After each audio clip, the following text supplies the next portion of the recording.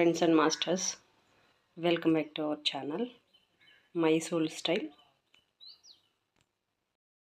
Hello my dear friends, welcome back to our channel My Soul Style. ఈ వీడియోలో ఇది కుండ అండి.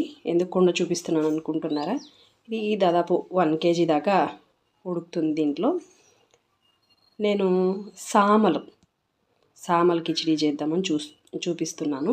ఇందులోకి ఇప్పుడు వాటర్ తీసుకుంటాను.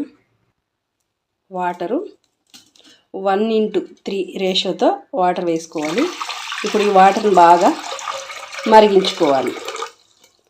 ఈ వాటర్ బాగా కాగనిచ్చి వాటర్ తెరిలిన తర్వాత అప్పుడు మనం కొర్ర రైస్ వేసుకోవాలి.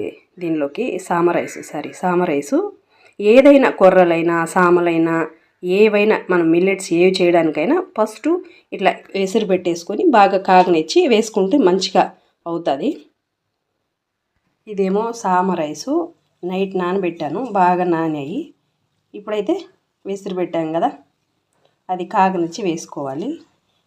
చాలా టైం పడుతుంది, టఫ్ అనుకుంటారు. అది ఏం కాదు, చాలా ఈజీ. రైస్ కన్నా తొందరగానే కుక్ అవుతుంది, ఈజీగానే అవుతుంది.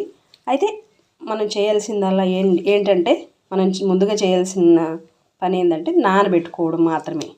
మార్నింగ్ చేయడానికి నైట్ అయితే నానబెట్టుకోవాలా, నైట్ కోసం అయితే మార్నింగ్ నానబెట్టుకోవాలి. ఇది ఒక్కటే మనం చేయాల్సింది. చూడండి ఇలా ఉన్నాయి సామ రైస్. ఇది బాగా నానాయి. ఇంకో విషయం చెప్పాలి మీకు, మనం నానబెట్టేటప్పుడే ఒక్కసారి ఓన్లీ 1 టైం కడిగేసి నానబెట్టుకొని ఇందులో వాటర్ ఉన్నాయి కదా, ఈ వాటర్తో కూడా వేసుకోవాలి. మళ్ళీ కడిగి వంచొద్దు అనమాట.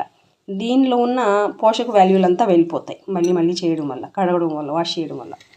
కాబట్టి నేను ఒక్కసారి వాష్ చేసి పెట్టేసుకున్నాను. వాటర్ పోసి ఈ వాటర్తో పాటు వేసుకుందాం దానిలోకి. ఇంకా తర్వాత ఇది పెసరపప్పు, అది 1 కప్పు తీసుకుని, ఇది 1/2 కప్పు తీసుకుని, ఇది కూడా నానబెట్టుకున్నాను. ఇవి 2 మనం ఆ రైస్ ఆ వాటర్ బాగా వేడైన తర్వాత ఇవి 2 అందులో వేసేసుకుందాము. వేసుకొని కుక్ చేసుకుందాము. సామ కిచిడి చేస్తున్నాను. ఇప్పుడు దీనిపైన మూత పెట్టేస్తాను, బాగా కాగనిద్దాం.